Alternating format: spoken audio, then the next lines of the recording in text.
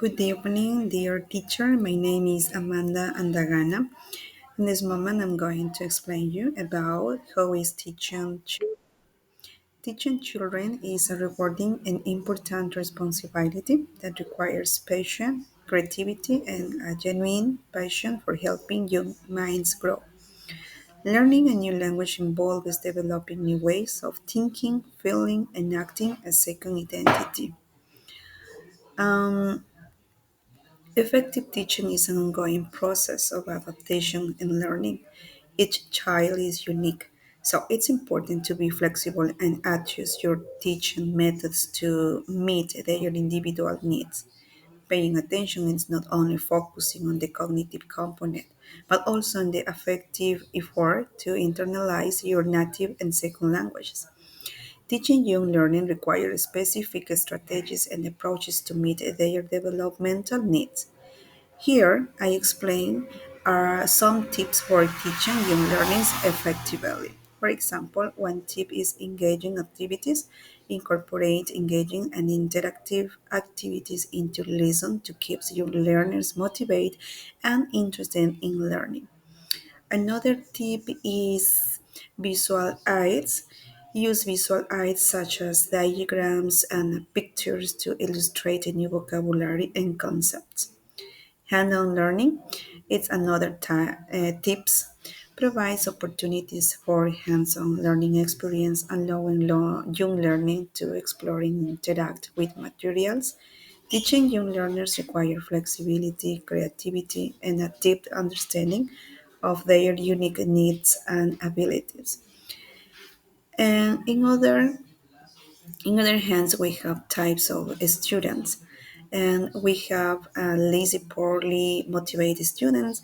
That the student is delayed with the lazy and poorly motivated students can be challenged, but there are strategies that can help.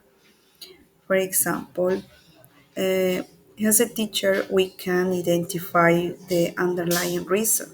It's important to understand why the student is lacking motivation.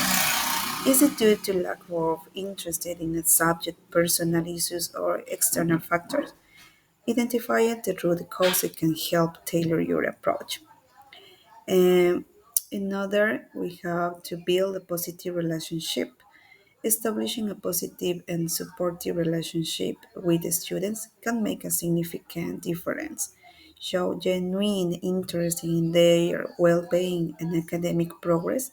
This can create a sense of trust and encourage the students to become more engaged. Additional, we have to provide relevance and meaning. Relate the content to real life situations or their personal interests.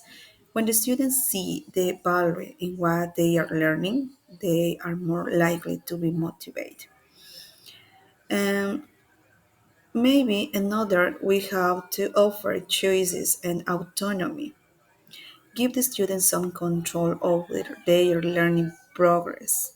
Provide options for assignments or projects that allow them to explore their interests within the curriculum. This can increase their sense of ownership and motivations. Additional, we have the troublemaker student.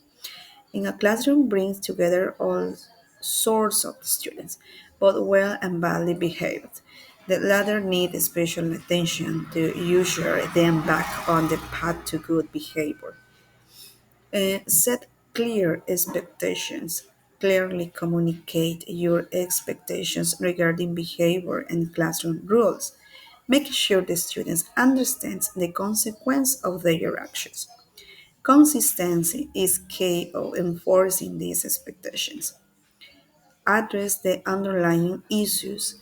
Try to understand the reason behind the student's disruptive behavior. It could be due to personal issues and needs for attention or a lack of engagement with the material. Addressing these underlying issues can help mitigate their disruptive behavior. Provide structure and routine. Establish a structured and predictable classroom environment. Clearly outline the daily routines, rules, and procedures. This can help the students feel more secure and reduce their needs for disruptive behavior. Thank you very much for your attention.